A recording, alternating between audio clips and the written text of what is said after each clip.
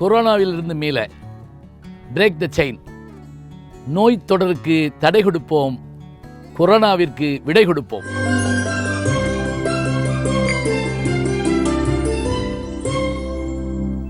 வணக்கம். இன்றைக்கு கலைஞர் அவர்களின் நினைவு நாள். தமிழக வரலாற்றில் மறக்க முடியாத ஒரு பெயரை கொண்டிருப்பவர் டாக்டர் கலைஞர் கருணாநிதி அவர்கள்.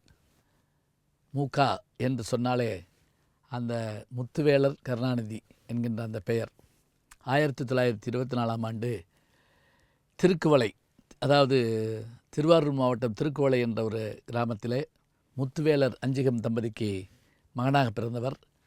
1924ஆம் ஆண்டு ஜூன் மாதம் 3ஆம் தேதி பிறந்தவர். இவருக்கு 2 சகோதரிகள். இவருடைய பள்ளி படிப்பு எல்லாம் அந்த கிராமத்திலேயே நடந்தன. பிறகு இவருடைய வளர்ச்சி வேறு வகையிலே, அதாவது எழுத்து, பேச்சு, பத்திரிகை நடத்துதல் என்கின்ற வகையில் வந்தது. முரசொலியை முதலில் துண்டுச்சீட்டாகத்தான் வெளியிட்டார். பிறகு மாத இதழாக வெளியிட்டார். 1960 தான் அது தினசரி இதழாக இன்றைக்கு வரைக்கும் வந்து கொண்டிருக்கிறது. அதனை தோற்றுவித்த பெருமை இவருக்கு உண்டு. எழுத்துலகில் இவர் என்று சொன்னால், இவர் 75 படங்களுக்கு மேல் தமிழ் திரையுலகில் எழுதியிருக்கிறார். 20க்கும் மேற்பட்ட நாடகங்கள், 15க்கும் மேற்பட்ட நூல்கள், கவிதை நூல்கள் என்று இவர் தொடாத துறையில்லை என்று சொல்லலாம். நாளெல்லாம் சிறுபிள்ளையாக இருக்கிற போது மேடைகளில் பேசுகின்றவர்கள் தங்களுடைய குரலை கலைஞருடைய குரல் போல, அண்ணாவுடைய குரல் போல மாற்றிக்கொண்டு பேச முயல்வார்கள். அது மட்டுமில்லை, அவருடைய படங்களிலே வந்த வசனங்களை மனனம் வைத்துக்கொண்டு அதை மேடையிலே பேசி காட்டுவது என்பது அந்த காலத்து வழக்கம். அந்த காலத்து நடிகர்கள் கூட பலர் அப்படித்தான் செய்திருக்கிறார்கள். அதில் குறிப்பாக பராசக்தி படத்தினுடைய வசனம், இவர் முதலில் திரையில் ஜூபிட்டர் பிக்சர்ஸினுடைய ராஜகுமாரி படத்திற்கு தான் முதல் வசனம் எழுதுகிறார். பிறகு மந்திரிகுமாரி இவருடைய படத்தினுடைய வசனம்தான். ரொம்ப புகழ்பெற்ற படமான தேசிய விருது பெற்ற படம் அந்த காலத்தில் மலைக்கல்லன், அதற்கு கதை வசனம் கலைஞர் அவர்கள்தான். சமூக படங்களுக்கும் அவர் எழுதியிருக்கிறார். திரும்பிப்பார், இருவருள்ளம், பராசக்தி போன்ற படங்கள். இதில் ஒரு சிறப்பு என்ன என்று கேட்டால், இவருடைய வசனங்களிலே இருக்கின்ற அந்த அழகும் அற்புதமும் மிகச்சுவையாக இருக்கும். ஒவ்வொரு படத்திலும் ஒரு நாடக காட்சி வைத்திருப்பார். ராஜாராணி என்ற ஒரு படம், அந்த படத்தில் 3க்கும் மேற்பட்ட நாடகங்கள் வரும். சேரன் செங்கோட்டு நாடகம் அதில் தான் வரும். சாக்ரட்டீஸ் நாடகம் அதில் தான் வரும். அந்த சாக்ரட்டீஸ் வசனத்தை பேசாத நடிகர்கள் இல்லை என்று சொல்லலாம்.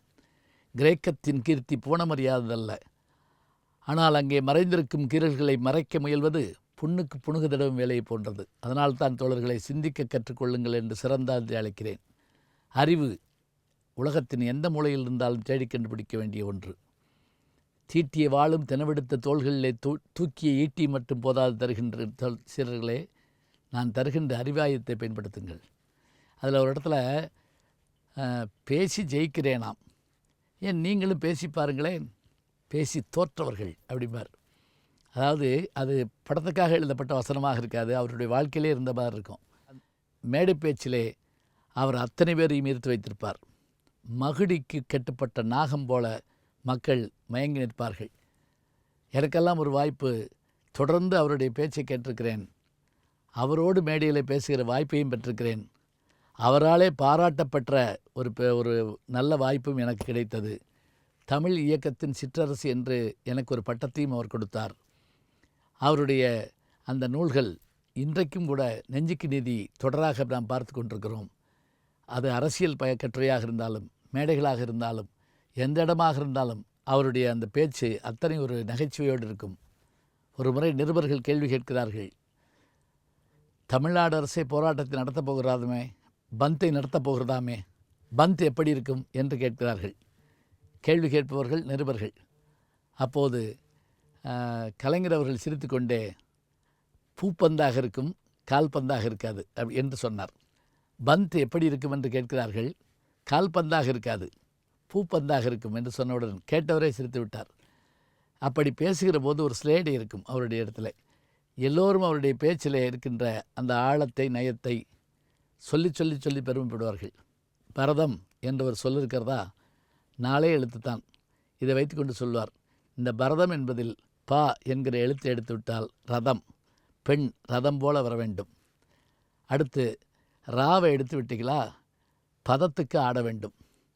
2 எழுத்தையும் எடுத்துட்டிங்களா, அவர் தம் பிடிச்சு ஆட வேண்டும். இப்படி சொல்ல சொல்ல சொல்ல மேடைகளில் கைதட்டுக்கள் குவிந்து கொண்டே இருக்கும். தன்னுடைய பேச்சால், எழுத்தால் 94 வயது வரை அவர் வாழ்ந்து தமிழகத்திலே 5 முறை முதல்வராக இருந்திருக்கிறார் என்றால், ராமானுஜர் தொடர் அவர் எழுதி கொண்டிருக்கும் போது தான் அவருடைய வாழ்க்கையிலே கடைசி காலம் வந்தது. ஆனாலும் எழுத்தையும் பேச்சையும் தன்னுடைய மூச்சாக கொண்டிருந்த ஒரு பெருமகனார் டாக்டர் கலைஞர்.